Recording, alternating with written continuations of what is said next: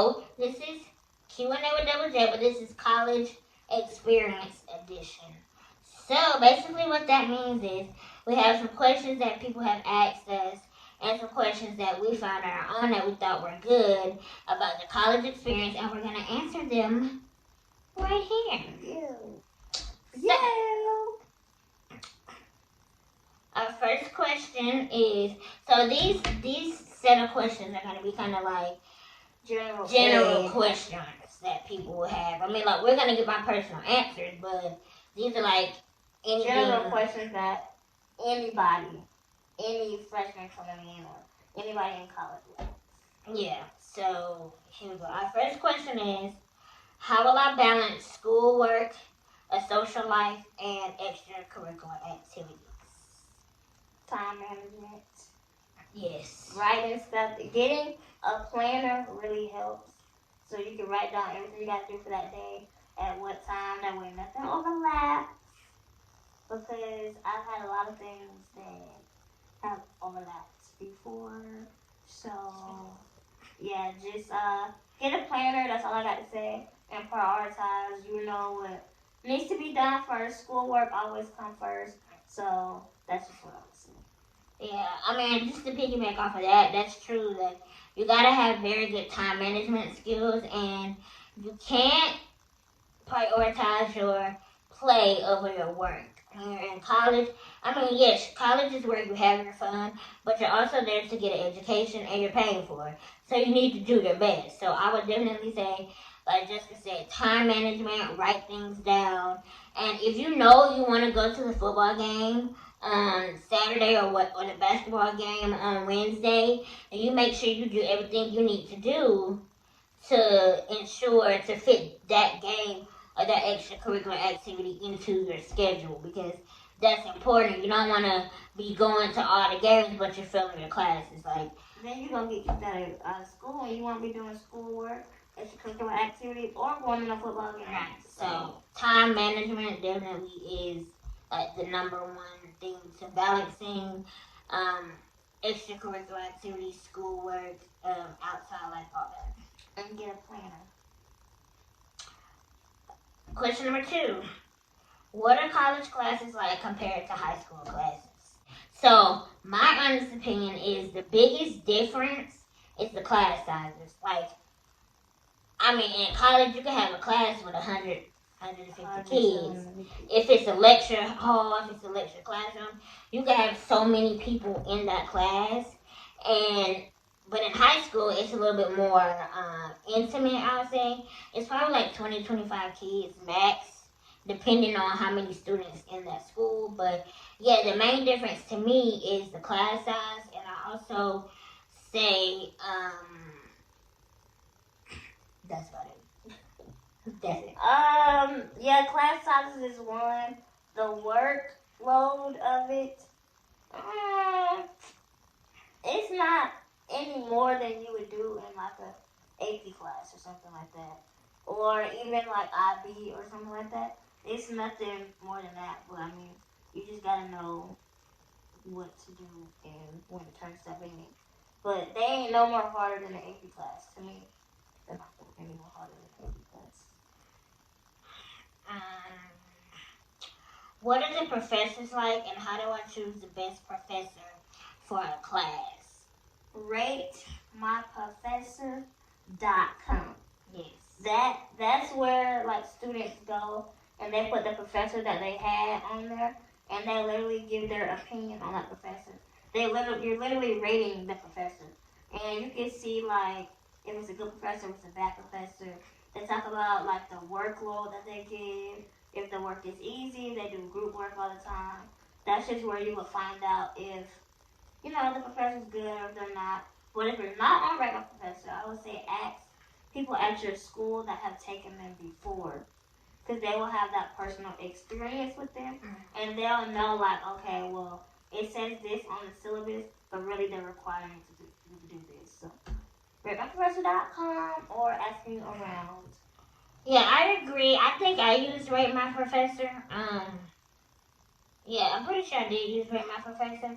But I mean, like Jessica said, some professors aren't on Rate My Professor. especially if they're like kind of new. And so definitely ask around. And one thing that I did was one professor that I had, she taught multiple classes. So I already knew she taught different classes. So I already kind of knew what to expect from her. And so I took her probably three different classes. And so that's what I did because I knew what to expect. I knew what her class was like. I knew what the workload was going to be like. And she actually turned out to be like one of my favorite professors ever. Me and her, we still talk to this day. She was at Kennesaw. And I mean, I just love her. I'm going to shout her out, Professor Wallstauer. I never could pronounce her name right, but yes, she was my criminal justice teacher at Kennesaw, and I just absolutely loved her. She has been like a great kind of like mentor type to me. So yeah, so definitely rate my professor and ask around are probably like the number 2 things you can do to try to like get a good professor. And I would say it depends on your relationship you have with that professor. Yeah.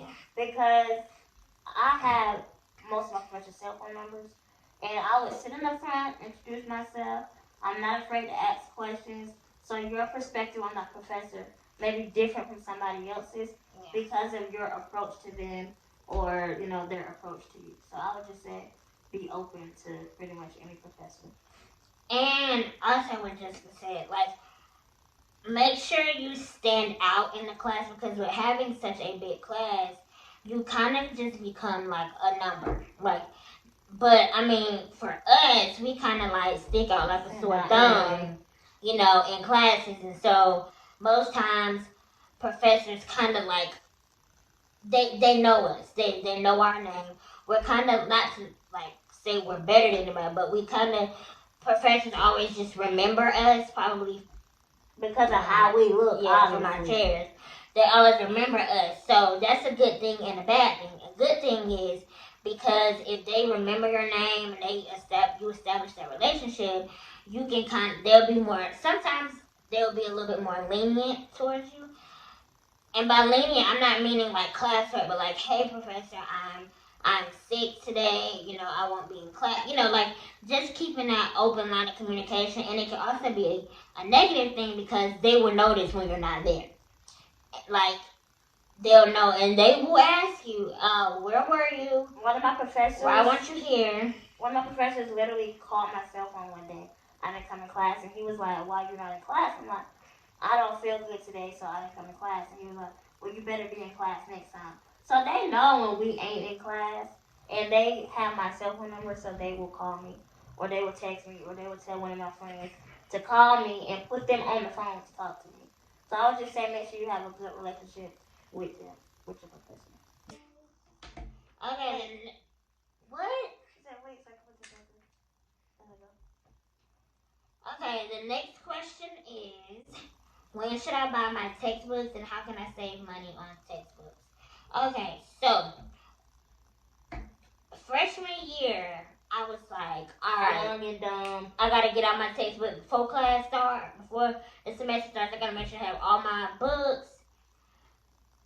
No, young and dumb. And the reason why we say that is because most of the time, I'm not gonna say most of the time, sometimes like professors, like you'll get in the class and they'll be like, you don't even really need the book. Like you don't need the book to pass the class. And then you'll be done like wasted your money trying to buy all these textbooks. So to answer the first question is, I usually like wait. I used to wait until like the semester started, kind of like look at the syllabus, see like if I really needed the book or not, and then I would go from there. And the second question says, how can I save money on textbooks? So rent the books. Do not buy. Now some books you can only buy, but if you have the option to rent, please rent the books. It's cheaper. And I ended up having like a whole bunch of books. By the time I graduated, I had so many books, y'all. And I didn't need them. It was just from, all the years that I was in school, I had accumulated books. So when you rent a book, you have to give it back to the bookstore. So I would recommend renting the books and then go on go on websites and look. You don't always have to get the book from the bookstore. Like, you can search online, Amazon, like Jessica said, check. Amazon check or e-textbooks save you money. Yeah, you don't always have to get them out of the physical bookstore. Now, some books, you can get them out of there. I think the bookstore really be like charging you too much money for the books. Like, now, some of the stuff that you may have to get from the bookstore is like specific book codes. Yeah. That you need to like enter the course, something like that. But other than that, you can look on Amazon, check, e-textbooks, eBay, anything to get a cheaper book. Yeah, it might be used and a little worn down, but it's cheaper than buying a new book. Yeah, I don't care about having to use books. As long as I can read it and get the information out that I need, I'm fine with that. Like, I don't have to have a new book. And also,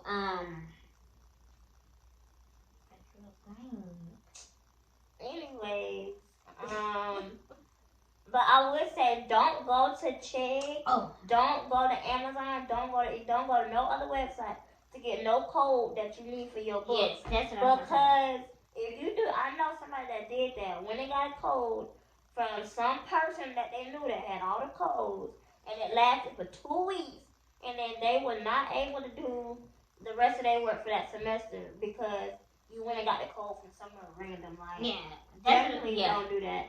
That's what I was gonna say, because some classes they'll be like, you only need the access code, and the access code is like literally an access code. Assignments. Yeah, that's where all of your assignments are on that website, and then the code is specific to your school, and then specific to your class, and then specific to like that. Some are specific to that class section. So like, definitely, I would recommend going through the bookstore to get your access code so that you're guaranteed that is the right one, and it will last you the whole semester or however long the class is. So don't be going on no random websites to get access codes. Just go through the bookstore for that. But actual physical textbooks, go anywhere else. Yeah. But make sure that they're the right edition of the book that you have to have. But other than that, you can get your books from anywhere. So next question is, I didn't get into my dream school, so now what? Actually, my dream school, believe it or not, was Spelman College. I only missed it by 1 point, but I would say try again. But from my experience, I didn't try again simply because they didn't have my major there. I would be cross-registered, which means I would be paying tuition at Spelman College but taking my classes at Clark Atlanta College, and it just didn't make sense for me to be paying more money to go to the school where I'm not taking my classes in. So I never did try to get in again to Spelman, but I'm happy about the place that I'm at now because I made some really good connections. But I mean, never give up, try again, or you can always go to a different school and just transfer into your dream school like that next semester or that next year. Yeah, that's what I did. Now, when I first graduated high school, I went to Fort Valley, Georgia. And honestly, that was my dream school. Like, I tell the story to people all the time, and I'm going to tell it till the good Lord calls me home. But I was watching the Black College Tours on BET one Saturday morning, and they were at Fort Valley. Like, that episode was, they were at Fort Valley State University, and I was like, mama, and they had the band playing, and they were like, it's an number one HBCU in Georgia, Fort Valley State University. I was like, mama, that's the school I want to go to. Like, that's it. Ain't no other schools. I want to go to Fort Valley. So, I applied to Fort Valley, and I applied to other schools as well, just because you just never know. Like, it's good to have options because you just never know, like, what's going to happen. You apply to one school, don't get in, and you're going nowhere. Looking bad. Right. So, I applied to Fort Valley. I applied to Kennesaw for sure, and I think Georgia State. I'm not really sure. But I know those two, Kennesaw and Fort Valley, I applied to, definitely. And so, I applied to Fort Valley. I got in, and so I was there from 2013 to, I think it was spring 2015. I don't remember. Anyway, I went to Fort Valley, and then I took a semester off did summer school at Fort Valley, and then I wanted to be closer to home, and so I was like, okay, well, I'm gonna apply to Kennesaw, because I applied the first time and I didn't get in. So I applied again as a transfer student, and I got accepted immediately. And so I definitely would say, like Jessica said, try again, or if you don't get accepted the first time, go somewhere where you can get your grades up, or like take all of your basic classes and all that type of stuff, and then you can transfer to your dream school if that's the route that you want to go. But like I said, I mean, Fort Valley was my dream school. I absolutely still love Fort Valley, even though I didn't graduate from there. So yeah, you can always try again. You can always, apply as a transfer student, but just make sure your credits from one school to another transfer, because if it doesn't make sense, if not all of your credits or majority of your credits don't transfer from school to school, it may not be worth it to transfer, because it could set you back, a year or a semester, or whatever the case may be. So always try again. Don't give up. If you don't get the result that you want the first go round. Just my mom used to always be like, say, I think I can, choo choo, and that's literally what we have always thought about. Like, I can do this. I just gotta keep on going and keep on trying. But sometimes your dream school might not be where God wants you to be at that time. So I wouldn't say just like, oh, I'm gonna go here, like, anyway. Yeah. But then, like, you get there, you're not happy, your credits don't transfer, you're failing your classes, you ain't making friends. It's because God didn't want you there in the first place. So I would just say, wherever you get accepted, wherever you get denied, it's because God didn't want you there, or God wanted you in a different place at that specific time. And then, like, look at Jessica, like, her dream school was Spelman, but it didn't make sense to go to Spelman. And now she's at Clark, and she absolutely loves it. Like, living my best life. She absolutely loves it. And so, and she didn't get into Spelman, and that could have just been God, leading her on the right path that she needs to go for what she wants to do in life. So, I mean, try again, but kind of like, look at it as if, okay, God is preventing you from something. And then it could be somebody at that school that you needed to touch. Yeah. And he just had to deny you from going until you fulfill your purpose. And then that door might open back up for you to go to your dream school. Yeah. Or it might not open up. You just never know. You just keep trying until you get in. Next question is, how do I make friends in college? Oh, okay. So I say, just be yourself. I say, just get out there, and I mean, it can be scary at first because like you're in a whole new environment. In most cases, when you go to college, you don't know anybody there. So I say, just get out there, just be yourself, and like the right people, will draw to you, and you'll draw, to the right people. I also say that your roommates really become your first friends. I mean, like, absolutely 100%. I agree with that. I experienced that, and yes. So I say, put yourself out there, and I'm thinking how did I. So when I first went to Fort Valley, the first night I was there, y'all, I told my sisters, my family, they had just left me. They had just dropped me off. We were moving in all day, and that night they had like a movie on the lawn type thing for like all the freshmen. And so my roommate Jamila, she was right next door to me. Me and her shared the bathroom our freshman year. So she was like, "You wanna go and watch a movie?" And I was like, "No, I don't want to talk to nobody. I don't want to see nobody." Like, y'all, I was salty. I was sad because my family had just left me. 2 hours away. I was 2 hours away. I didn't know. Well, I knew one girl that we went to high school together, but still, like, I didn't really know nobody. So I was just like, no, I'm not doing nothing. I'm not going nowhere. I don't want to meet no new people. Don't talk to me. Go away. I didn't really say that, but that's just the attitude I had. So then I sat there for a minute, and I was like, okay, I don't plan on going nowhere. I'm going to be here. So let me just get out there. So I called Jamila back. I was like, okay, I'll go with you. And I kid you not, y'all, it was the funnest night. And I met some amazing people. Like, the whole time I was at Fort Valley, we were friends. And even still now, some of us still communicate with each other because we all met that one night. And when you think about it, y'all, everybody is feeling the same way that you're feeling. Yeah. Like, everybody is a freshman. Everybody's family done left. Everybody away from home. Yeah, away from home. I mean, some people lived around there, but there's nothing around Fort Valley, so nobody lived there.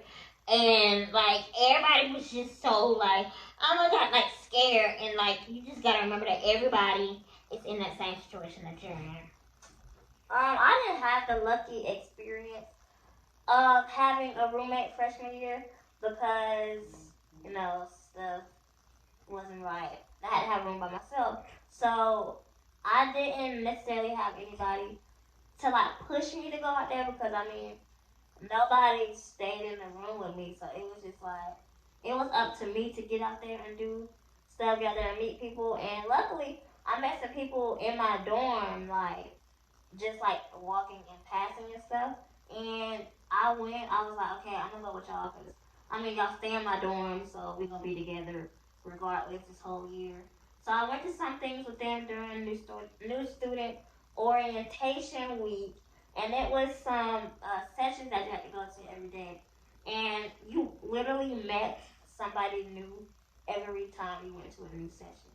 Like, it was, everybody, like she said, everybody feels the same way. Like, oh my God, I'm scared, I don't want to talk to nobody, like, how am I put myself out there?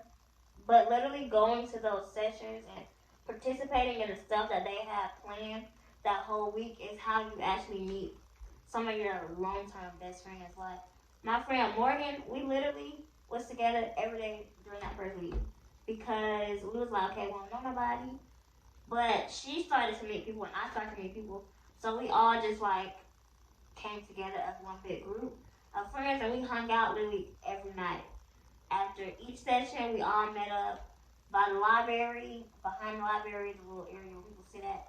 And we just... Behind? It's not really behind. It's just like the library is right here. Like the front of the library is right here. And then like across the promenade is like some benches and like a gazebo and stuff like that. That's just where we sat at every night and just talked and had fun. So I would say put yourself out there. What you put out is what you bring in. So put out positivity, you get positive people. You put out bad attitudes, you get bad attitude people that come around you. So I would just say put yourself out there for yourself. You know, people will come to you. But I mean, our experience was a little different. I don't know about her, but I was like, ain't nobody gonna talk to me. Like, nobody gonna be my friend or whatever. But I was like, I'm just put myself out there, show who I am, and that's how I got some of my long-term best friends. And now Jess gets famous, y'all. I'm not famous. I've seen that sister revival like 3, 4, 5 times on social media. Every time we out somewhere, somebody is Jessica, and we in the back looking like some peasants. We just a squirrel trying to get a nut in 6 world. I'm not famous, y'all. Okay, next question is how long does it take to adjust to living by yourself? So, like I've already said, I was 2 hours away. And so, honestly, it really did not take long for me. I just thought in my head, okay, if I can get through this first night, like sleeping in this room by myself without, you know, my family being in the next room, I'm fine. And that's literally all it was for me was I got through that first night and I swear to God, I didn't look back. So by the time I got to Kennesaw, I mean, I was already used to... Sis was like, I'm finna go. I was already used to being on my own. It was hard. It was even harder, though, going from being in a dorm to back at home. The semester that I sat out, I was back at home. That was an even bigger transition than, like, transitioning from, like, being at home to being in a dorm because I was used to being on my own. I was used to going up and down whenever I wanted to, left and right when I wanted to, eating what I wanted to, going in and out when I wanted to. Whoever room when you wanted to. Right, but then I was at home and I didn't have my parents, but I ain't have no roommates. And that was a bigger, like, transition for me than actually, like, transitioning from home to a dorm. Oh, dang, I forgot the question. Oh, how long did it take you to adjust to living by yourself? Okay, literally after about a couple hours, I was straight. Because, I mean, I was down the street from the house, If I needed anything, I could just call them. But literally, after a couple hours, I was like, oh, I'm on campus now. I mean, it is what it is. It didn't take me that long to adjust. Now, what did take me a long time to adjust was people coming by every morning during that first week banging on my door. That's what I had to get used to. But being on my own, I was like, okay, I'm going to just say that I'm at home by myself during the summer. Because everybody would have like a job. And I always said I would not work unless I was like doing what I truly, honestly love to do. So I never got a job. And I was always at home. So I was like, oh, well, you know, I'm at home by myself during the summer with all these kids on campus. So it just depends on, you know, who you are, what your personality is like. But give me 2 hours and I was great. It was my mama that she couldn't handle me being on campus. But That is not true. it's because I wouldn't call home. I'm gonna say it was definitely Jessica's fault, y'all. Like I guess because when I went to school, like I was the first one, so like I mean I was just like, Mama, I called my parents for everything. Because you never had nobody to like look up to that's been to college. So it was just like, Mama, oh my God, I'm doing this. I mean, I literally was calling my parents like, Mama, I'm about to sharpen my pencil. Mama, I'm about to go pee. Mama, Mama, I just opened the door at the cafe. Right, Mama, they had chicken. Like, I was literally calling, like, Daddy, you're not going to guess what I said. Like, I was calling my family literally all day, every day. And that's just because it was so new to, like, all of us. And, like, they needed that as well, because not only was like I going through that transition of being separated, they were going through the transition for being separated. And it wasn't just my parents, it was my grandparents, my aunts, my cousins, because like no one else had like went away to school before. And so it was a huge transition. So I was literally like making my round. As soon as I woke up, I was calling people. Auntie, oh my God, I just woke up in my dorm. Oh my God. Yes, I literally was just calling everybody. So like, but so that was how I handled it. Now when Jessica went to school, baby, when I went to school, they didn't hear from me till I went to bed. Like, sis, I don't know what had gotten into her, but like she would call. So the first, my parents were empty nesters. Like like Jessica's freshman year was my senior year, so we both were like away at school basically, and they were at home by themselves. So and like Jessica's the baby, so. It was a lot, like their baby is gone, but sis would not call them. In my head, I'm like, I'm on my own now, bye. Like she would call and be like, hey y'all, I'm up. But like you would not hear from her for the rest of the day. At that time, we didn't have Life 360, so we couldn't see where each other was. Like she would not call or anything. No, okay, I would call when I got up in the morning, and then like if I thought about it during the day, I would call. But I mean, I wasn't pressed to call through the day. And then when I laid down at night, I would call them and let them know I made it. But then, y'all, it would literally be... It would be like 2 It'd be like 1 or 2 o'clock in the morning. They're like, what? So I had to call Jessica, and I'm like, bro, Mama didn't need to hear from you. You know this is a big deal for them, that you're away at school. You know they by themselves. You know they probably bored. And you know they want to hear from you. I had to tell her, you need to call your parents throughout the day. Y'all, literally, if they would call me through the day, I would. She would do an automatic reply, y'all. It wouldn't even be like the person that had my mama call back. It was like, can I call you back later? No, can't talk. Call you later. Okay, literally it was because during that first week, I literally had like no free time until 1, 2 o'clock in the morning. Cause literally they come banging on your door at 7 a.m.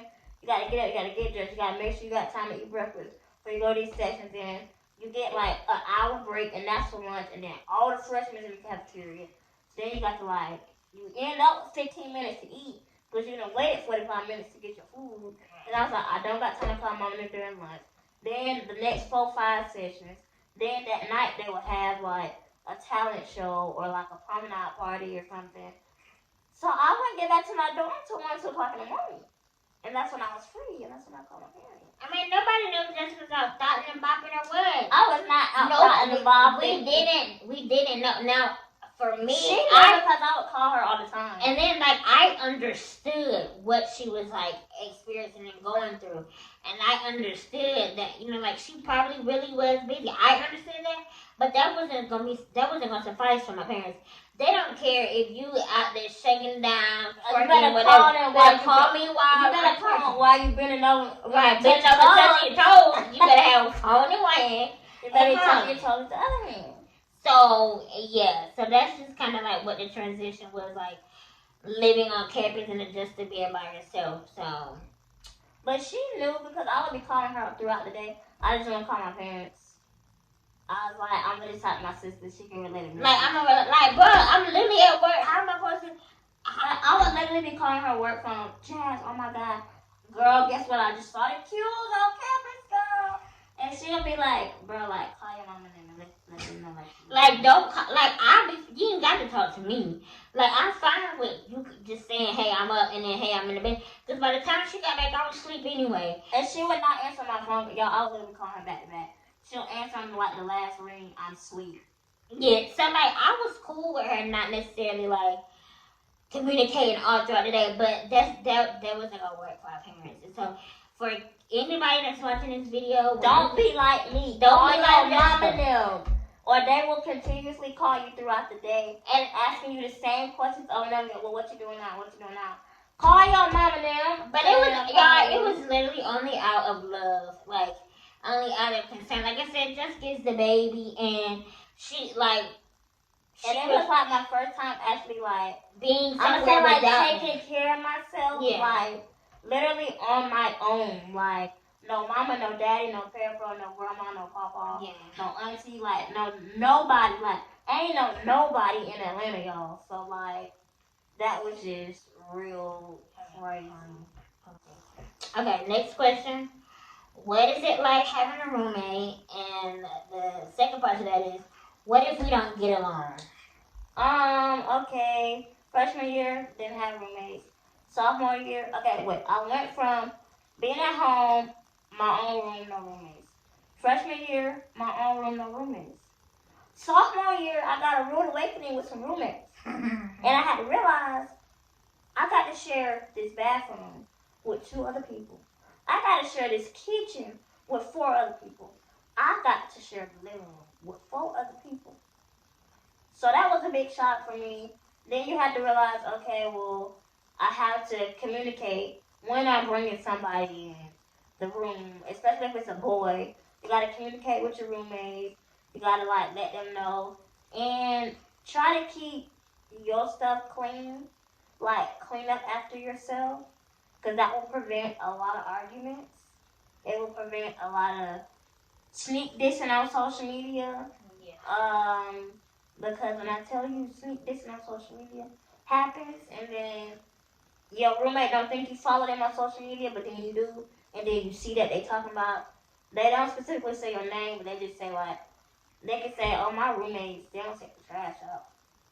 And everybody know who your roommates are, so then everybody thinking that you dirty. So I would just say, clean up behind yourself.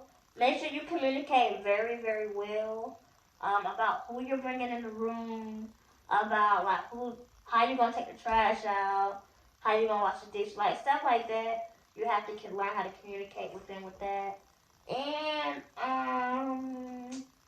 what else would I say? What happens if you don't get along? I'm pretty sure. Okay, not everybody is gonna have a run-in with, like, quote unquote bad roommates, but it just so happened that I was one of the ones that kind of, like, ran into some. It wasn't like bad roommates. It was just we had disagreements, and it really is true when people say people grow up differently. Yeah. People are brought up differently because that's the same thing, but, like, wrong is not a word. But, like, I was taught to clean up behind yourself. I was taught, like, if you have to share something, you communicate, like, hey, I gotta be at class at 7 o'clock in the morning, so let me get in the shower before you, whereas you had to be at class at 7:30.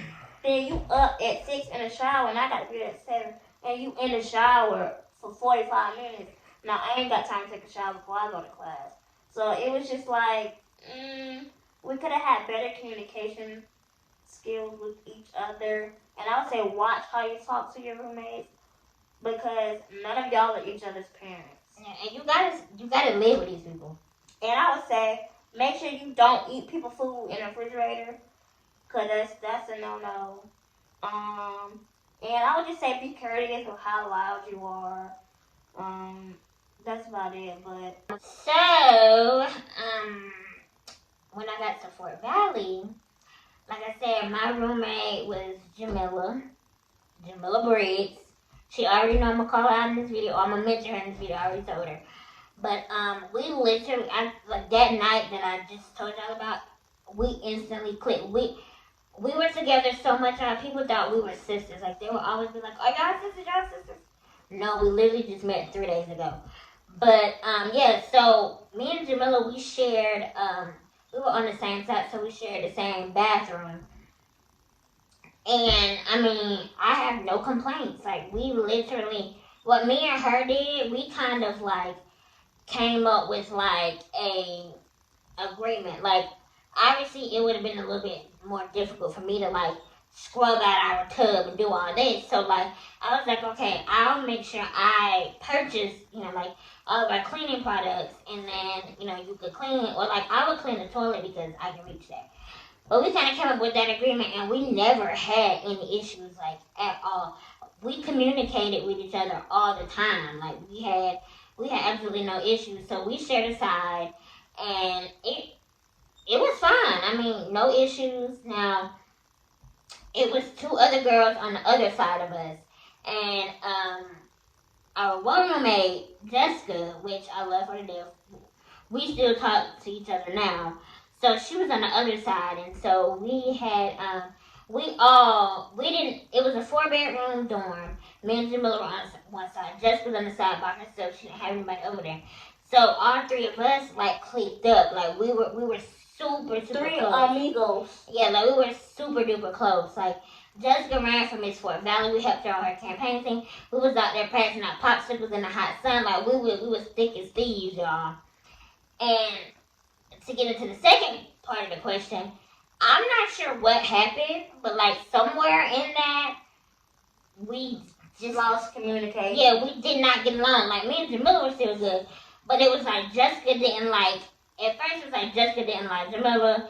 Then because me and Jamila, Jessica didn't like me, and then so it was like Jamila and Jazz against Jess. Like it was just a whole bunch of like crap, y'all. Like I don't even know why we even had that beef. So that like I can't even tell you why. To this day, I don't know why, and I don't even know if Jessica or Jamila even knows why. But like I said, we're all good now. Like it was just a huge misunderstanding, and like we're good. And like I still talk to Jamila. She's like my sister. I still talk to Jessica.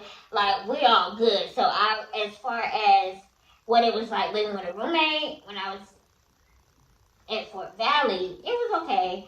It was good. Like I have no complaints. Now, I did have a roommate one time. So once I got to Kennesaw, I had a dorm by myself, and then I had a bathroom by myself as well. So you had a room by yourself. Yeah, I had a room by myself and a bathroom by myself. And so I mean that was fine. Now I went one of the schools I went to. I'm not gonna say which one it was. Me and my roommate. But I thought we was like the look if but it just was not it. Like, and it's one of those situations where I can't even tell you what started it or why. But like, it was like y'all. I had literally called my parents and I was like, I'm about to put this seatbelt on in this chair. I'm going to go. She had called me to be word, y'all. I said, Daddy, I'm about to put this seatbelt. I think my daddy was coming from Mississippi at the time. So I was like, Daddy, I'm about to put this seatbelt on my chair. I'm about to get my mace. I'm going to spray her. Get her down. I'm going to her knees. Get her knees. And I'm going to drag her outside. on our balcony, and I'm gonna lock her out until somebody can come and get her. But shout out to our cousins. I mean, y'all, like, my family literally was like... Shout out to our cousins, Lil Greg, Tony, Step, Kid, Jen. All y'all know who y'all are. Y'all was TTG. Y'all was I mean, like, y'all, even, like, my cousins from Mississippi, because my dad was on the way from there. They was like, we finna hop in They was ready. I mean, like, some of my older cousins, like my dad's best friend, who happens to be my cousin, he was like, me and my wife, we on it, like, bro, it was literally finna go down. Y'all, I don't know what little old me was finna do, but I was finna be like, hey, check me out of school. I'm finna have to go. Y'all, like, it was just about to go down. It was just a really, really, really, really, really bad situation. I mean, I don't even know if I was gonna win the fight, y'all, but I was not finna go down without a fight. Like, it was just a bad situation. And, I mean, even at one point, like, this might be too much information. At one point, y'all, I literally was getting sick every morning, throwing up every single morning. Every single morning. And, like, I'm not even kidding. We thought sis was trying to poison me, y'all. Like, The only reason we came up with that conclusion was because we took her coffee pot out of the kitchen and put it in her room, and she didn't throw up no more. Yeah, like, I was fine, y'all. So, like, I don't know what that was about, but we did not get along. And I was not proud of that, because I want to be living somewhere comfortable, and I want other people to be comfortable around me. So what I would say is, even if you don't get along with your roommates, make sure you guys still respect each other. You don't have to agree with everything each other says. And like Jessica said, everybody is brought up differently than you, so try your best to get along with your roommates. It's not guaranteed that that's going to happen, but make sure you're doing all that you can to make it a comfortable living situation for everybody. And so, everybody can just be happy where they are, But I gotta give a shout out to two of the most amazing roommates, Ivory and Maja. Y'all already know. Y'all, they were the best roommates ever. Like, we would literally be having, like, I would be calling my sister, Jess, oh my God, like, we having family dinner, we having roommate dinner. Like, because I never really had the experience, like, with my old roommates, like, my roommates before then. So it was new to have, like, roommates that actually, like, we actually got along. And, like, they looked at my parents as their parents. Like, it was just like, oh, wow, this is, like, real nice. And Ivory and Maja, I'm going to insert the clip. I might insert another clip of Ivory's birthday. But they literally, like, I came back from my room. Everybody know I'm an AKA. So I came back from my room from probate night, y'all. And they literally had my entire room, like, decorated. Like, little stuff on the floor, like, a wall to decorate, like, everything. So I'm going to insert the clip, and y'all gonna see why they're the best roommates. Thank you. Oh, Lord Jesus. Been a long day. It has long too much.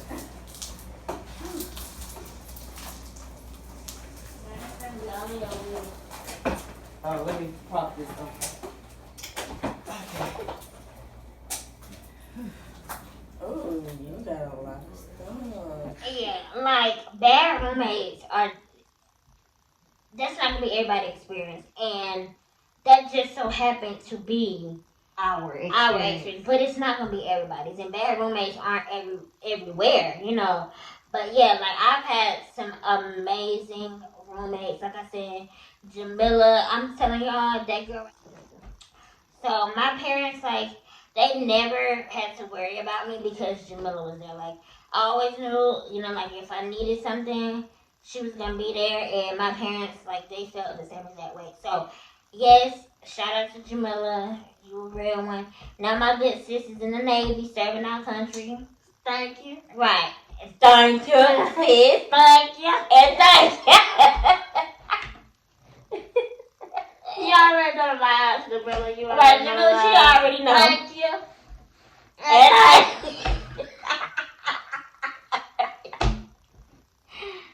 This next part, so where it's gonna get juicy, y'all gonna get a glimpse into our actual college experience. Like, Like, that was just general information you needed to know. But y'all finna get the tea on what we've been doing on campus. Okay, so like Jessica said, this is like me and her personal experience, and there's this big whole debate about PWI versus HBCU, which there really should be no competition, but it is different, y'all. And it's just something about an HBCU that just warms my heart.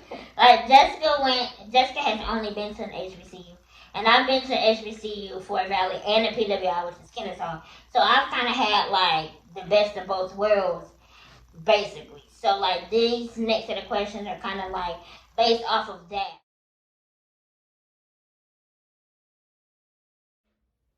The first topic on our PWI versus HBCU is homecoming. Homecoming is like the Thanksgiving of HBCU life, period. Like, it don't matter if you go to the school, you're a current student, you graduated, you finna go, it don't matter. Like, homecoming is it. So, I'll let Jessica go talk about homecoming from an HBCU standpoint. Y'all, it's literally like, Speak up. it's like Christmas. Like, you cannot see the ground. That is how many people are out there. Like, my first HBCU homecoming, I was not ready. Like, it's literally like a fashion show. Like, People be having on heels and people everything. in heels, people in dresses, people in skirts. Like, literally all the old heads come out. Mm-hmm. Like, from the era, like the 90s, it's like, if you're still alive from the 60s or the 50s, and you went to HBCU, you're back at your HBCU for homecoming every year. Like, y'all, I tell y'all, I had the best time of my life at homecoming. Like, freshman year, homecoming, I was pretty much by myself during homecoming.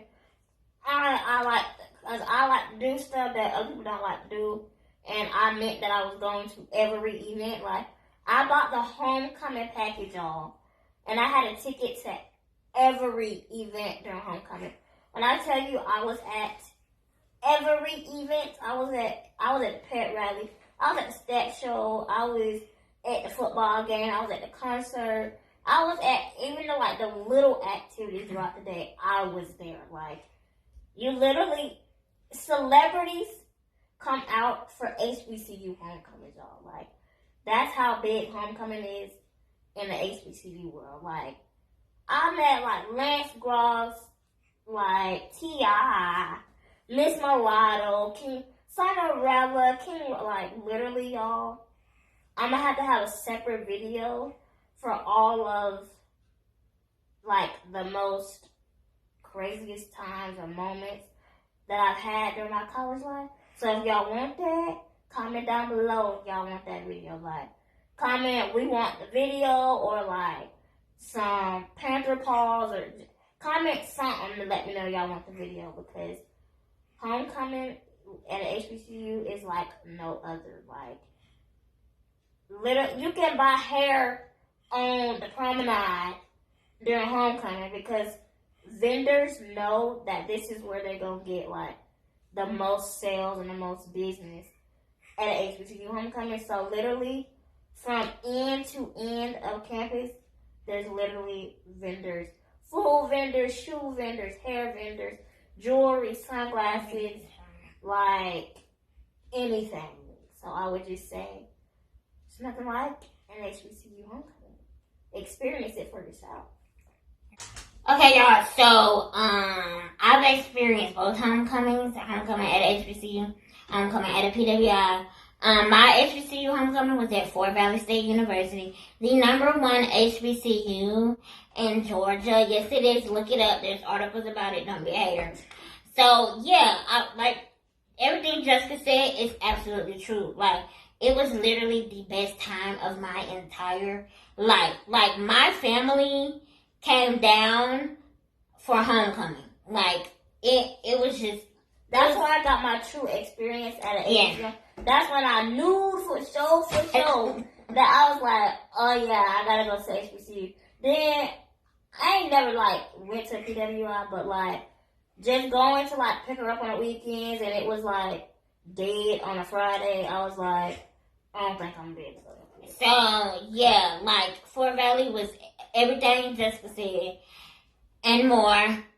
Pep rallies, step shows, fashion shows, to the football game, to the after the football game, during the football game. I mean, like, everything was just everything. Like, my whole life, I was rebirthed during homecoming time. So, I got to Kennesaw. Sis didn't even know when I never even really knew what homecoming was, y'all. And I say that because it didn't seem like it was a big deal to them.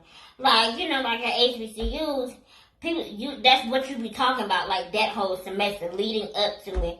You be talking about it, and you be looking on the calendar to see what day it's on. What outfit I'm gonna wear. Yeah, make sure let me get my hair done, figure out what activities I'm gonna go to, all this and that. It's like a big deal. The homecoming concert, like, it's a big deal.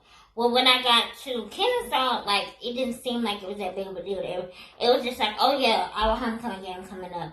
But like, it wasn't, maybe because I had went to an HBCU, I was used to that hype and I was used to that extraness. But then I got to Kennesaw and it was just like, like I never went to a Kennesaw homecoming game.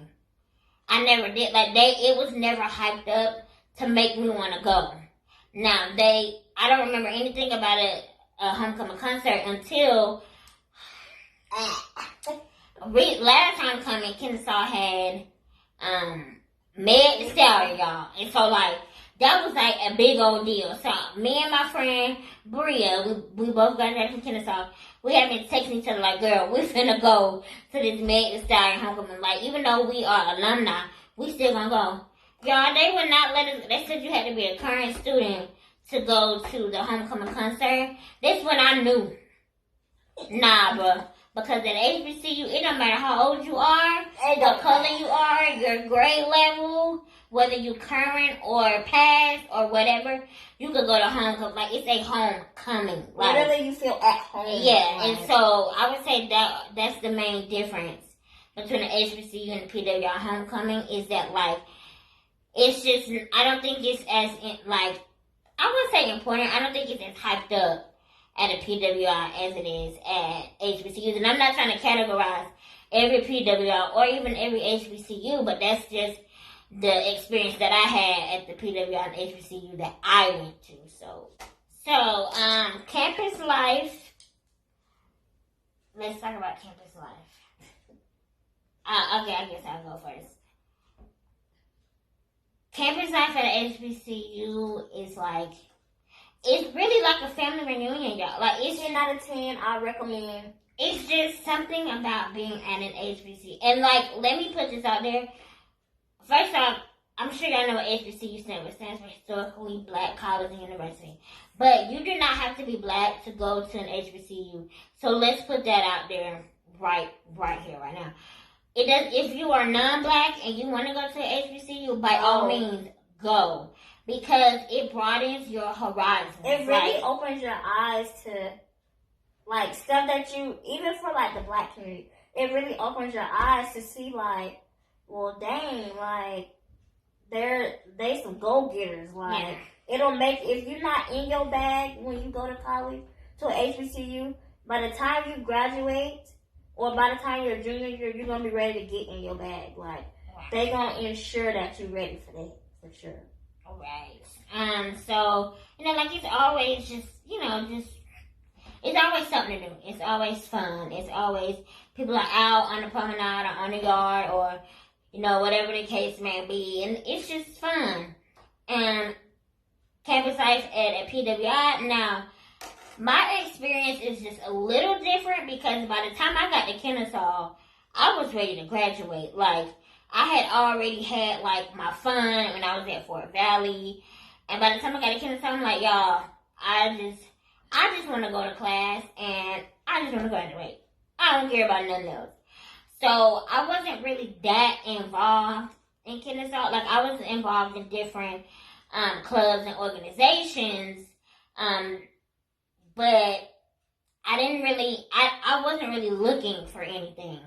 Because, like I said, by the time I got there, I was just ready to graduate. And so, you know, the campus out there, it was cool. Now, people were always out on the yard there as well. Like, it wasn't just, you know, like Jessica said, it wasn't just dead. But they did have people that were out there, like, playing games. Kennesaw is a beautiful campus, and we had a beautiful lawn and yard. So people were always out there doing things. They had, like, these little grills that you could, like, put things on. So it definitely had, you know, stuff going on. You know, it's just... There's always pros and cons to both. Yeah. So I would just say, go somewhere where you're comfortable. Don't go nowhere because mama and daddy and my grandma and them went there. Yeah. If that's not for you, don't go. Like, don't go and then you get there and you be miserable and you're failing all your classes and you're not making no friends because you're not comfortable. And that's not where you're supposed to be. And you don't have to go to an HBCU just because you're African American, black or a black person does not mean you have to go to an HBCU. I would absolutely 100% recommend it, but it doesn't make you any less of a black person if you choose not to go to a HBCU and you choose to go to a PWI. Like Jessica said, there's pros and cons to both of them. And I absolutely love Fort Valley and I absolutely love Kennesaw. So, I mean, it's just what fits you. First of all, where your major is, that's number one. Because you don't want to be going to no school that don't have your major, then you wasting your 4 years. Go to a school where you're definitely comfortable. Like, you're comfortable with the campus, you're comfortable with your professors. So it just all depends on, you know, your comfortability level about where you are. Sporting events. Basketball games, football games. Love it. Recommend. 10 out of 10. Go. Even if you gotta go by yourself, go. Because you get there and there's gonna be other people that went by themselves. Because their friends didn't want to go, their roommates didn't want to go. And y'all gonna click and then you're gonna find you some athletic friends that want to go, that like to watch basketball, like football. Even now, I didn't go to no tennis game, no volleyball game, because I don't too much, you know, like enjoy watching that. But football and basketball, oh, I'm there. I'm going. Like, there's literally nothing like, I keep saying this, but there's literally nothing like the HBCU football game or basketball game. Like, literally, in the AUC, the biggest game is Morehouse versus Clark. That game right there, literally, you got to get your ticket early. You got to get there early because it ain't going to be no seats. Like, people that don't even like going to football games, basketball games, go just because it's the biggest rival game there is. Like, I had my most fun at basketball games and football games. Like, I met friends there because they're just like me. Like, I'm going to go regardless. So, I would recommend 10 out of 10, go. Okay, so, sporting events, I mean, it's pretty much the same. I mean, I ain't never went to no Kennesaw football game. Yes, you did. The only Kennesaw football game that I went to was, I think it was Kennesaw versus Clark Atlanta. Yeah, we went because it was Kennesaw versus Clark Atlanta. So that's why we went, but that was the only time I went to the game. And I said the only reason I did not go to more is because Kennesaw's football games are not on campus. They are at the stadium, Fifth Third Bank Stadium, which is not on campus. And so they did have shuttles, you know, that went, but like I wasn't finna get on no shuttle by myself and, you know, go off campus and stuff. So I never actually went to a football game other than Kennesaw versus Clark. And then, like, we all went as a family, and we took my god sister with us. So, like, that was the only time I went to the football game, and it was packed. So, I mean, I enjoyed it. I think we all enjoyed it. I think we probably enjoyed it because of who they were playing. Yeah. But as far as basketball games, I think I went to a few games. Like I said, y'all, when I got there, I wasn't even trying to do all that. But I think me and my roommate went to a game together, and it wasn't a lot of people there, which I don't know if there's a lot of people at the basketball games. Oh yeah, no seats available. Yeah, like it wasn't packed at all when I went to the basketball game, but I mean, I can't really speak too much on sporting events at the PWI because I didn't go to them a lot like that. So, dining halls. I mean, like, I think this is all HBCUs actually. That like everybody know that Wednesdays is fried chicken Wednesday. Like you just know. I think that's like a universal thing at HBCU. I don't know why, but like yeah, fried chicken Wednesday was a thing, and then fried fish Wednesdays are fried fish Friday, fried fish Thursdays, fried fish Friday. Golly, that was the thing. That's the thing at HBCUs. And I know at Fort Valley we had something on Thursday. Oh, it was called Jamming in the Calf. It was on Thursdays, y'all. And I kid you not, Fort Valley Calf won, but this big, y'all. But Jamming in the Calf is when they would have like a DJ, and they would have like the Divine Nine would be strolling and have like different activities going on, y'all. So like everybody used to try to pack in the calf on that Thursday. And people was like saving seats for folks, and you knew that this table was for this group of people, and this table was this group of people. It was like, it was great. Like the cheeseburgers is unmatched. Like I don't know if God Himself killed that cow and grinded that thing up. But them cheeseburgers was the truth. Kennesaw, their food was great. Their food is busted. Yeah, their food is really good. They were like on the news for like one of the top calves in Georgia, whatever. Their food was amazing. The calf was like a little bit bigger. Was a lot of bit bigger. Yeah, was bigger than Fort Valley's. I want to say they definitely had more food options. At Kennesaw, their stir fry station. Kennesaw's calf reminds me of the mall's food court. Yes. Literally, I went in there, y'all, and I was like, it's tables to sit at. Like, yes. Like, you don't have to fight for a table, y'all. I was like, oh my God, it's stir fry. Oh my God, it's burgers. Oh my God, it's like... It's a salad bar. They have this. They have... I was like, wow, this is amazing. But I would not give that up. I wouldn't give up the HBCU calf. But like, having the DJ, Mardi Gras Tuesday, Fat Tuesday, literally the calf, you gotta get in where you fit in it. I'm just gonna put it out like, first of all, the DJ be taking up a whole bunch of space, so that take tables out. So you literally gotta get in there. I'm gonna insert it. If I have a clip, I'm gonna insert a clip of Fat Tuesday. In the calf, y'all, strolls everywhere. Literally, y'all know I love the Q's. When the Q's started strolling, baby.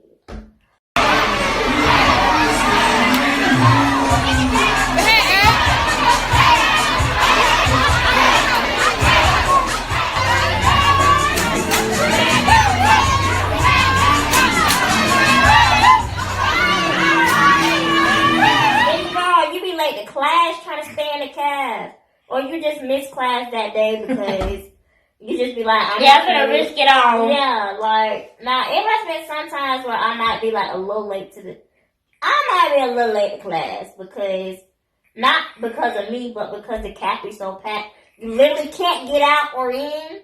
So you literally just be like, I'm just gonna sit here for a minute. Like 10 out of 10, recommend. Food be alright. It don't be like, you just gotta catch the calf workers on a good day though. So yeah. That's just what I'm gonna say about it. And the number one rule, everybody knows, don't go to the calf without your friends. Yeah, that's like the number one betrayal. Y'all, literally like, you get in the group chat and be like, hey y'all, I get out of class at 2:30. Meet me in the calf. If somebody be like, oh, we already ate, I be like, you already ate. You better go eat again. Right. You better go to the calf.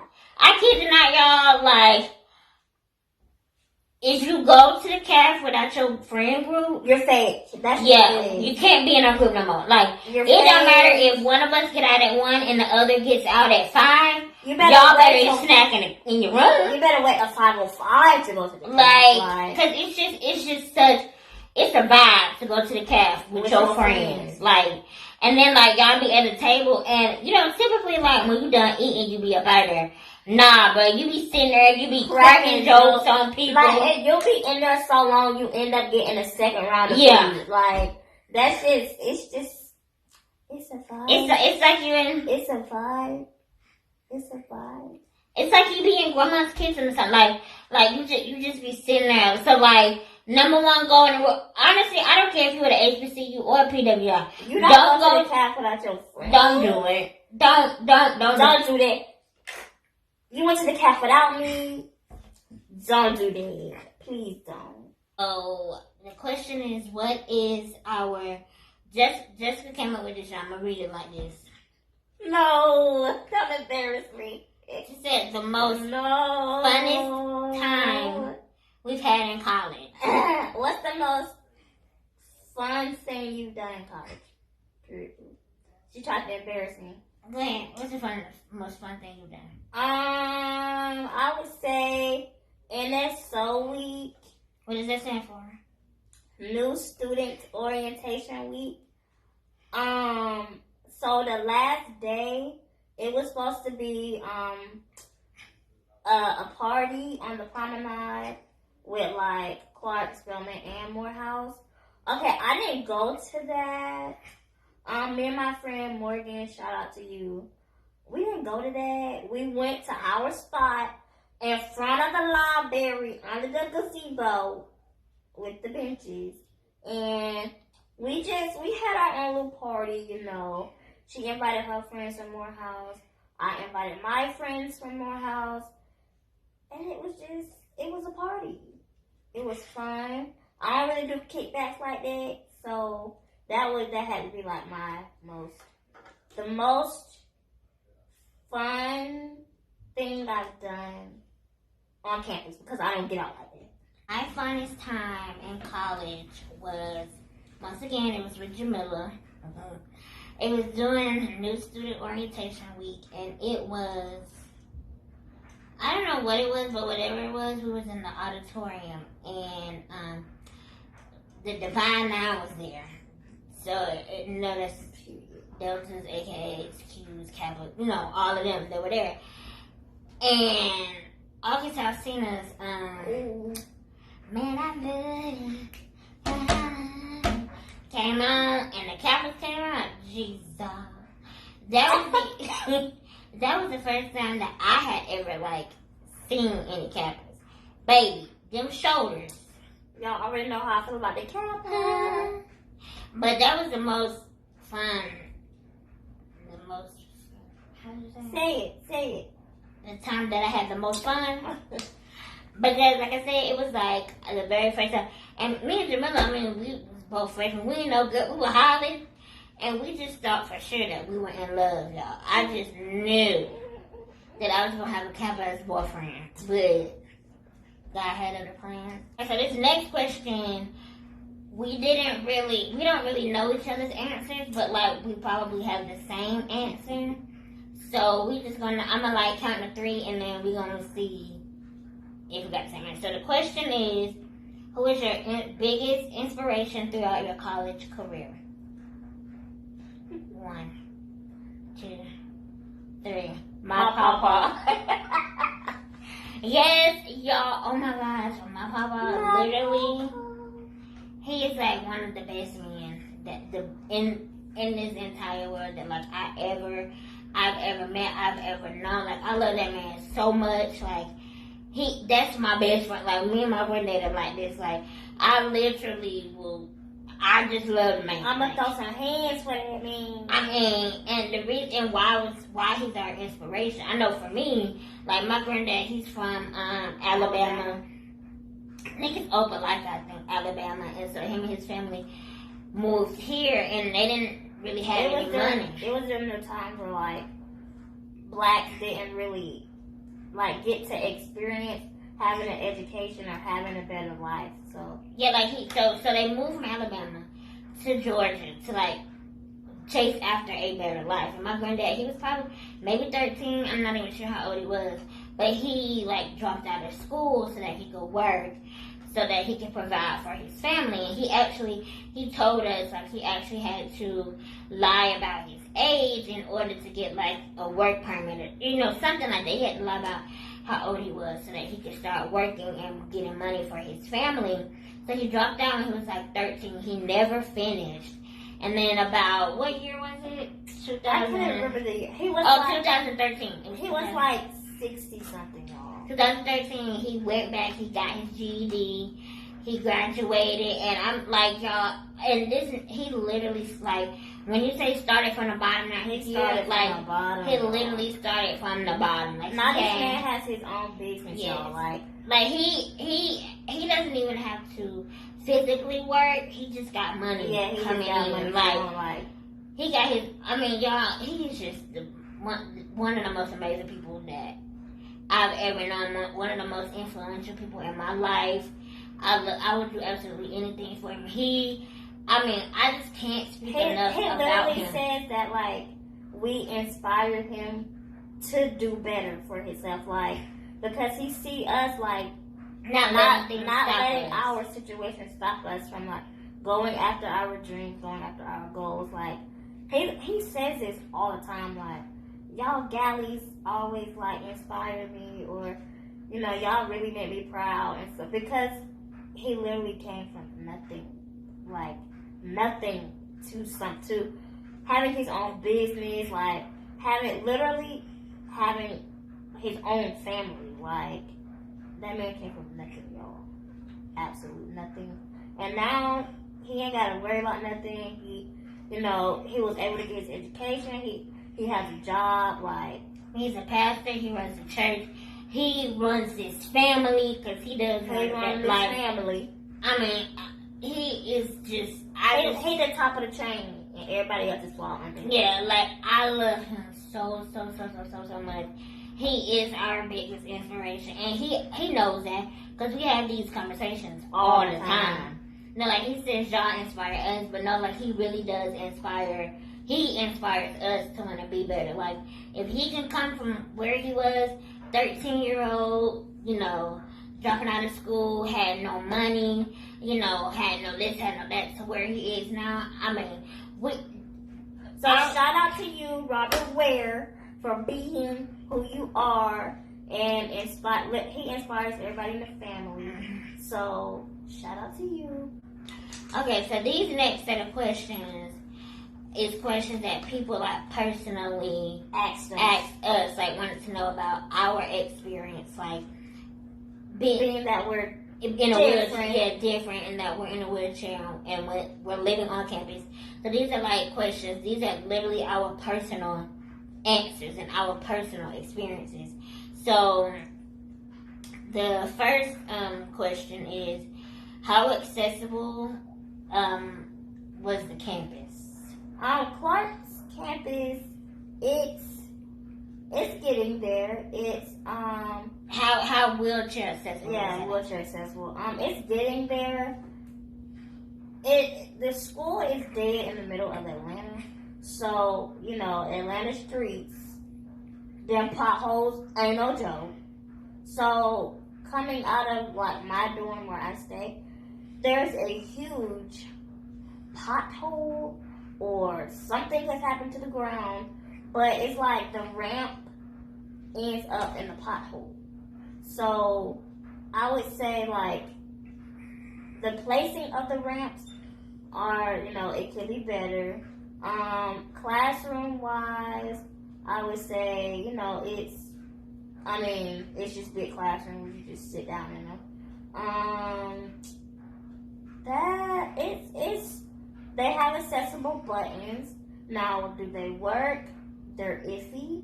But I have spoken to someone at Clark they're trying to start like I'm gonna say like a task force specifically for that. Like, they're trying to get money specifically to change the campus to make it more accessible, because literally I'm the only one on campus. I'm the only one out of all 3 schools that's in a wheelchair. So, like she said, we stick out like a sore thumb. So by me going to, Clark, it's opening their eyes to, well, wow, like, we never really thought about that. Like, well, we ain't never really had nobody in a wheelchair before. So, thank you for opening our eyes to this. So now they're putting things in place. They're writing places to get grants, like, to help them get the money to fix the campus to make it more accessible. As far as Morehouse and Spelman, not really so much, wheelchair friendly, but I mean, we can. You don't go to school there. Yeah, I don't go to school there, but I mean, the task force starting at Clark could venture out to those 2 other schools. So that's what I would say about accessibility at Clark. Accessibility on Fort Valley's campus, I think it was pretty much, Fort Valley is pretty much like an even school, like the landscape of it is like pretty even. The dorms, they were pretty accessible. I mean, obviously it had to be on the first floor, just in case, like the elevator broke, I could still get out of a building in case it was an emergency. Fort Valley had specific accessible, I think Kennesaw did too, had specific accessible rooms. So like, the doors were a little wider, the bathroom was a little bigger, the rooms were a little bigger so that we would have room to move around. As far as in the cafeteria, I mean, it was just normal. I mean, it's kind of like a buffet style. So like, I mean, if I needed help, I could always ask somebody to help me, or like, can they hand me this or give me this? It was a ramp to get into the caf, ramp to get out. I mean, that was pretty. I think both of the now Kennesaw had an upstairs part of their cafeteria, but I never went on it simply because I don't really like being on like top levels of buildings in the event that there is an emergency, because most elevators shut off if there's a fire. So if I'm upstairs, there's no way I can, get out of the building. I know, like, there was not a lot of modification. Honestly, when I went to college, we didn't really know what we could ask for or advocate for, so I kind of just made do with what I had, and it wasn't bad at all. Like, we just didn't know, ask for this instead of this. A button to open your room door. Yeah, like Jessica, when she went, my parents were a little bit more like they knew that they could ask for certain things to be put in place to make it easier for her, and like I'll let her go into more details about the measures and the things that Clark has done for her dorm to make it easier for her. The things that Clark has done now, Clark has been, there for a minute. So it's an old campus, and there's old buildings, and they're definitely trying their best. So when I first went, like my freshman year, that summer before, I called and I was like, just want to give you a heads up. I'm in a wheelchair. I'm gonna need an accessible room, accessible bathroom. Like, we're gonna have to put stuff in place. So they actually let us come to the campus, and it wasn't like a tour, but like a tour. And they took us to the dorm that I would be staying in, and that's how I ended up with no roommates, because there are no accessible. Clark doesn't really have accessible anything, so they had to like make do with what they had. So in order for me to have a big enough room, I didn't have a roommate. So that's how they handled that. Now, emergency exit wise, there was no ramp. There was like this huge drop off, and they were supposed to put a ramp in place. That never happened. I'm about to graduate. That still hasn't happened. But for the door wise, they got this, like, it's a remote, and they have like this thing at the top of the door, and it, like, you mash the button and it opens automatically. Now the door automatically locks on the outside, So that's a plus for that because, you know, with us being in the wheelchair, if somebody's coming after us, it's going to take a lot for us to get our key out, unlock the door, hurry up and open it, close it back, and lock it. So it automatically, like, nobody can get in unless, like, you have the master key, which the RA had that for emergencies, or if you had the remote. So that was good on that end. Now, when I moved to the upperclassmen dorms, that building only has 3 accessible rooms. One being upstairs on the 4th floor. So that might as well not even be an accessible room because you gotta get on the elevator to go up, the elevator might shut down. You just never know. So they did the exact same thing that they did in my freshman dorm. They did it to my upperclassmen dorm. What do you mean? Like, what did they do? They put the same thing with the remote on the doors. The front door to get in, my room door, and the bathroom. They had to build you a new sink. Oh yeah, they had to. So the sink. Okay, so the legs on the chair. This is a lot. The legs on the chair wouldn't allow me to get close enough to the sink to where I could turn the sink on. So they had to. Y'all, they literally like. When I tell y'all, they built their room up. They built the room up.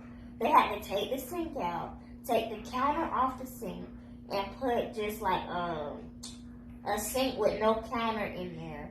And then they had to like get the handles that are longer. Yeah, like the extended handles. They had to get those so I could reach that. Something else that helped too was a grabber. You can get that from like Walmart, anywhere basically.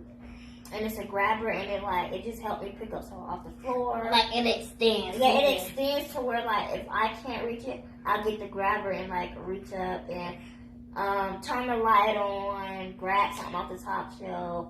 It was just stuff like that. Only thing I would say is, and that's just with any stove or anything like that, it wasn't, like, I couldn't reach the eyes. I mean, I ain't gonna cook, y'all already know that. But, like, I couldn't reach the eyes or anything like that on the stove. But like I'm at the age now to where, you know, I'll be moving out, so I'm in a rush, but like, even with that transition, it's just thinking about, because I love to cook, so it's thinking about how do you even get an accessible stove? Like, you gotta have the eyes, and like, you know, it's just, you gotta be able to get close enough to the eyes. Because of the legs on the chair, and then like this arm right here, like it doesn't, on our new chairs, the arm, you could just like push it back and it's out the way. But if we're in our old chairs, there's no way we can like move the arm out the way or like easily move the legs out the way. Now, you could get a stove that got the eyes on the front of like the thing you turn the stove on. we have one of those. Front, but then it's like, you still got the oven part. Yeah, how am I turn the oven on? Then you got to find a stove that got the thing with the oven that's in it, and then it's just. So it's really, so like the oven part really isn't like on the school, because like we don't even have that figured out. We don't even have an idea of how. I don't even know if anybody has that figured out yet. Yeah, but like I think Clark did a very good job on making sure that she had everything she needed for it to be, you know, accessible. I mean, like the doors. I mean, I don't know if you have a video of it, but like there are. She just presses the button. I literally have. It's like a remote. It's like literally. I put it in my book bag. It fits in my book bag, and it's just like this big. It has 4 buttons. Oh, the main door, the bathroom, and her dorm room. And then it opens the emergency exit. What they place me next to the emergency exit, so it's easier for me to get out if something happens. Is it a ramp over there? No, they're supposed to build a ramp over there, but you know, Corona came. But they were supposed to build a ramp, so that if it rained or something, I wouldn't get stuck in the grass. But I would say, Clark, y'all get in there. Y'all need a little bit more pushing, but y'all get in there. Also, I would say elevators. I got a fear of elevators anyway, and the elevators at Clark are real iffy.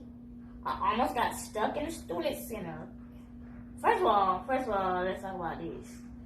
It's only one elevator. Well, it's 2 elevators. Really. It's like one main elevator and then like one like teacher elevator.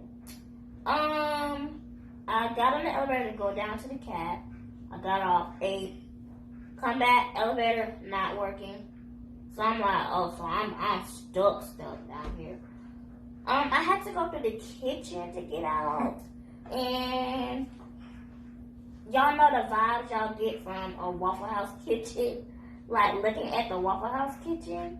That is how I felt, and it was really, really hard for me to go back in the cafe and eat after I saw the kitchen, because I'm just like, I don't want to see the kitchen. Like, I mean, like, it wasn't nasty or nothing like that, but it's just like, you don't want to see y'all don't be wanting to look at Waffle House kitchen.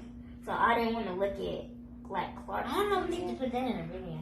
Because I'm trying to figure out, are you saying they nasty or what? No, I wasn't saying it was nasty, but I said, like, I would just, turn back. No, let's say turn back. I just said elevator time. No, because you just... now, the elevators, they ain't always 100. They ain't always working. It's been a couple of times for Valley that, like, the elevators that been working, so I wasn't able to go to class. Like, the class was on, like, the second or third floor.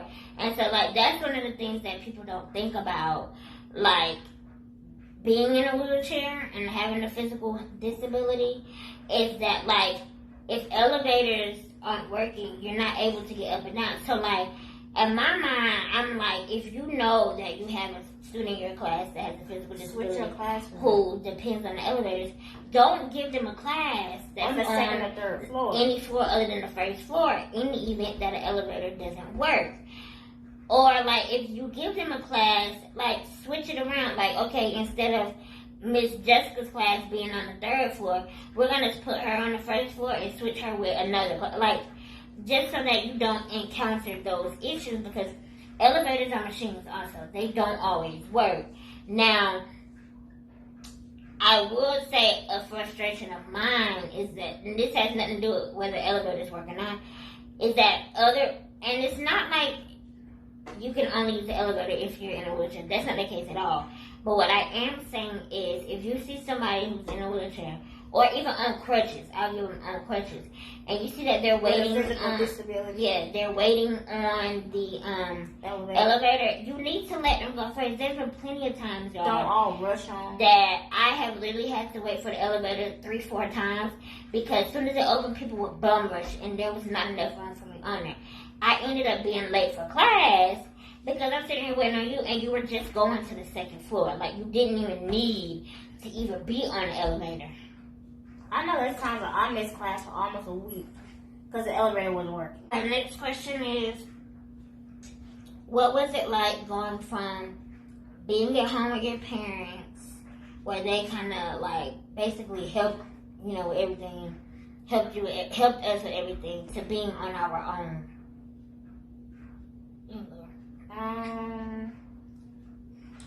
For me, because I was, like, really, really, really dependent on my parents, it wasn't hard. Like, it wasn't hard for me, but, like, physically, it was just like, oh my gosh, like, because my bones and she was using muscles and doing things that she typically wouldn't do if she was at home. Yeah, so it was just like they were really sore. It's almost like you work out, like you've been working out, like a hard workout, and your muscles and stuff were sore. So it was like I went from my parents carrying me to the bathroom to me having to get out my chair, get down, get on the toilet, put my clothes back up, get back in my chair. From my parents sitting me in the shower to help me in the shower, to me having to pull my chair up, move the legs, get down out the chair, get on the shower chair, take a bath, get out, dry out. It was just like, it was a whole lot. Getting, and they like sit her in the bed to lay down. Yeah. She had to get out her chair to get in the bed, and get out the bed to get in the chair. Even in high school, I had a parapro. So she would literally, like, stand me up so I go to the toilet, sit me on the toilet, then back up so I could put my clothes on. And it was just like, I went to college, and I was like, ooh, my body is in pain. Like, you got hit by a truck. Yeah, like, Big Met truck. No, that is not even what she said. I want you to park that big. And I But yeah, it was just like, oh dang, my body hurt. Like I'll be calling my mom and be like, Mama, like I'm hurting, my arm hurt, my legs hurt, like everything is just hurting. And she's like, that's because you're not used to doing stuff on your own. Like, and it really pushes you to be independent when you go to college. And that's a good thing though, because your parents, like, truth be told, your parents aren't going to be here all the time. Like, there's going to be times that they're not going to be around, or truth be told, they're not going to, be on earth all, your whole life. So you have to be able to be independent. You got to be able to take care of yourself. Like, it's a good thing, like, when you go off to college, you become independent, because it helped us to learn, like, oh, I can do this on my own. Like, why was I depending on my parents this whole time? Like, 10 out of 10 recommend. My experience was different than Jessica's. I mean, at home, I do stuff. Never say I do everything by myself, but like as far as taking care of myself, I do all that by myself. So the transition, it was no real transition. The only thing was like I just didn't have my parents there.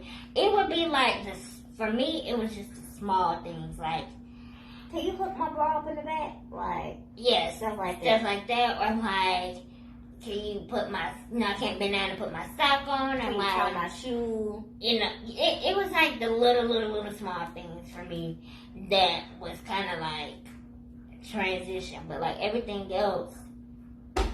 I would say for females, like hair, like your hair might be an issue.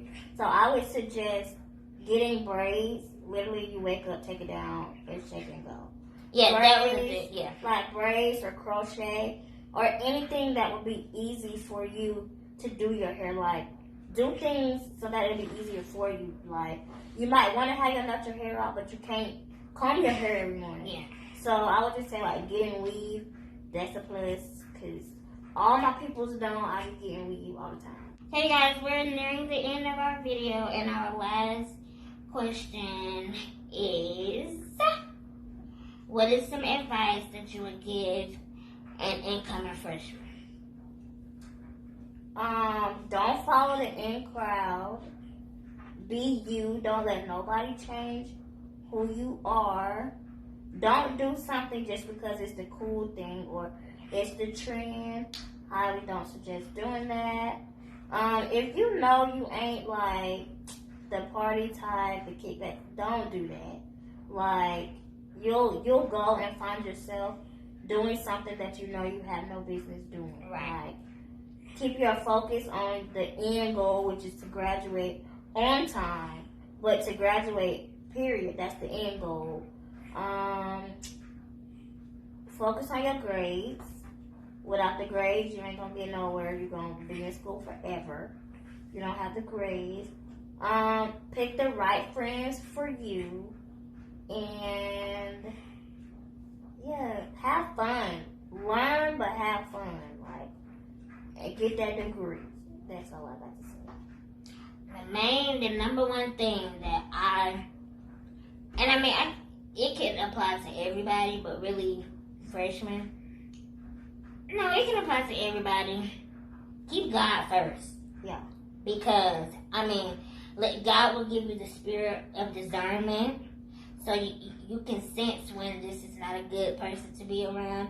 You can sense when this is not a good situation. God, He will order your steps, y'all. Like, He really, really will. And He will guide and direct you on the right path that you need to be on. Like, Jesus is just the center of everything. And everything Jessica said is correct. Be yourself. Don't do things just because it's a trend or what everybody else is doing. Don't change who you are to fit in with what's going on there. Like, I'm not a drinker or a smoker.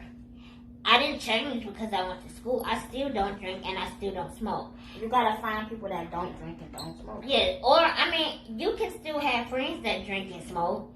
That don't mean that you gotta do it, though. Like, the right people will gravitate towards you if you just be yourself. Don't change who you are. Remember, God made you fearfully and wonderfully made how you are, and you can never go wrong with keeping God first. Because all the things that Jessica said, you will be able to do that when God is the center of all of it. So that was our last question. If you made it to the end of this video, thank you for watching. Thank you. And thank you. And thank you. Seriously, y'all, thank y'all so much for watching. We hope this video, inspires some people. We hope that, we just want to show that, like, having a physical disability is not the end. It's not the end. It's not, like, the end all be all. You can go for it. You can do great things. You can be a great person. And just love yourself, y'all. Like, really, thank y'all so much for watching. If you haven't already, subscribe to the game. Wait. We didn't do that. Let me say it. Wait. Don't forget to like, comment, subscribe, turn on post notifications. Make sure that you get notified every time we drop a new banger, y'all.